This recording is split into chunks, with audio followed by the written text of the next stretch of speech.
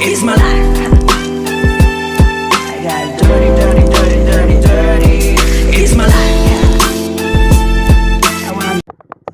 Alright mga kabomba, nasa Kamuning na tayo, no? Pagawing NLEX at yan nga makikita yung bumper to bumper na traffic na papasok ng NLEX at palabas ng NLEX Kamuning. Ayan, no? At yung enforcer ay nasa gitna na nga ng intersection nila, no?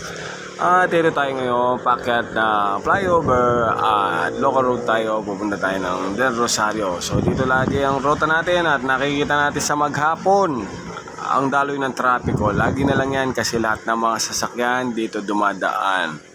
Alright mga idol, ayan o. Check it out. So sana mapansin din ng mga kinaukulan, no?